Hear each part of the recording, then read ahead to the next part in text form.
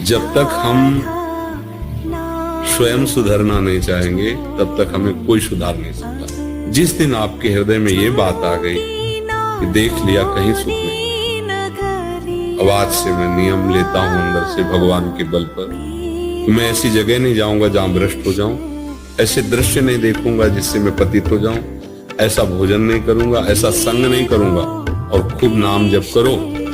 यही सुधार है, दंड से सुधार नहीं होता। अब जो छोड़ा है, अब किसी के भी कहने पर, चाहे वो अपना कोई मन हो, मन की वृत्ति, या कोई व्यक्ति, दोनों से सावधान रहना। तो पीछे जो हुआ है वो ठाकुर जी बड़े कृपाल, वो पवित्र कर देंगे, पर अब आगे ना हो, सावधान रहना। नाम जप करो, मन तो जैसे जैसे पवित्र होगा तब प्रभु का आनंद आएगा।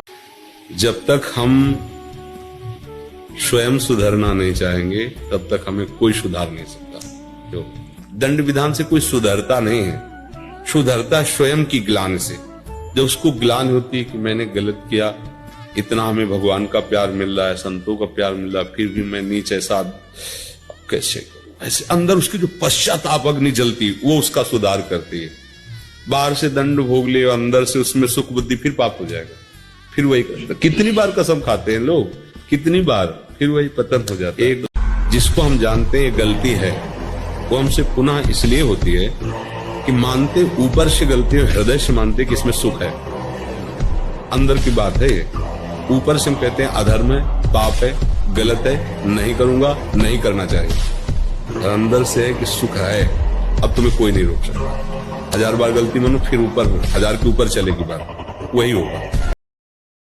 काम के प्रति जो सुख बुद्धि है वो कैसे हटे? ज्ञानियों का नित्य दुश्मन है, अज्ञानियों को तो परास्त किया ही है। पहला नियम लो, आज से मोबाइल से गंदी बात नहीं देखोगे, वृंदावन में बैठे हो। दूसरा नियम लो, अपने हाथ से कोई ऐसी क्रिया नहीं करोगे जो काम को बढ़ावा देने वाली हो। तीसरा, ऐसे मित्रों से नहीं मिलोगे जो आपको गंदी क्रियाओं के लिए, गंदी बातों के लिए प्रेरित करे। और नाम जप करो, फिर हमें मिलना तो बताना।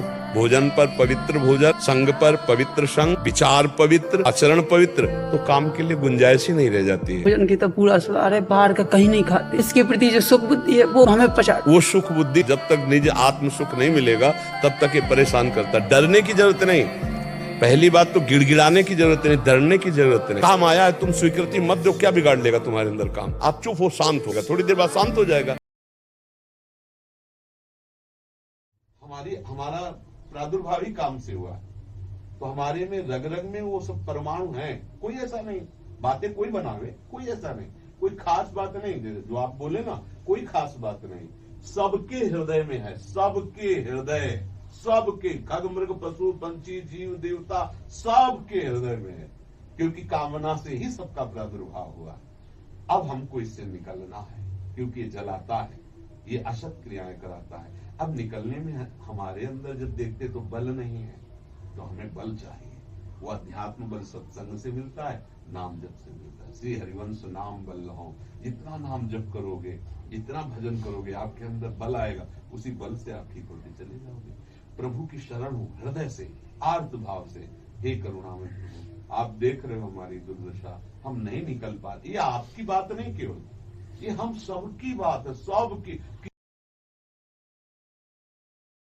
मुझे लगता है ब्रह्मचर्य की तरफ से हमारे समाज की दृष्टि हटती चली जा रही है। अगर गृहस्थी में भी है, संयम से रहकर भजन करके, फिर बुद्धिमान, ज्ञानवान, बलवान बालक पैदा होगा। ब्रह्मचर्य ही परम तप है, ब्रह्मचर्य ही परम धन है, ब्रह्मचर्य परम एकाग्रता है। एकाग्रता ब्रह्मचर्य से आती है। आंख मूंदो या खुली रखो, अगर ब्रह्मचर्य ठीक, एक शीतलता, एक गंभीरता, और जिधर दृष्टि लगा उधर एकदम चिपक जाएगी जाके। जैसे भजन में, नाम में, या आप संसारिक कार्य में बहुत अच्छा कार्य करोगे। अगर आपका ब्रह्मचर्य ठीक ना, तो जिधर बहुत अच्छा कार्य करोगे। तो ब्रह्मचर्य कैसे ठीक हो? हमारा संग ठीक नहीं, हमारा भोजन ठीक नहीं, हमारा दृश्य ठीक नहीं, हमारा श्रवण ठीक नहीं, गंदी बातें देखे, गंदी बातें सुने, गंदा विचार आए, गंदी क्रियाएं करें, फिर ब्रह्मचर्य कैसे रहा जा सकता है? हम सबसे कहते हैं व्यायाम करो, बिना शरीर को थकाए ब्रह्मचर्य को पचाया नहीं जा सकता। 4 बजे उठ के नहा धो करके घंटा आध घंटा दंड बैठक मारे, तो आप देखो आपका जीवन प्रकाशित होने लगे।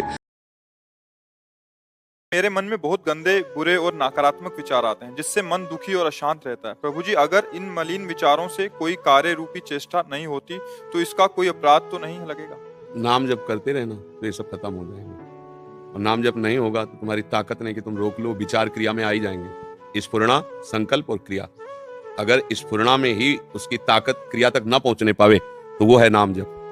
जब भगवत चिंतन, भगवान नाम जप करते रहो तो वो तुम्हें बल देगा कि क्रिया ना होने पावे, और अंदर ही अंदर जो गंदी बात चल रही वो नष्ट हो जाएगी।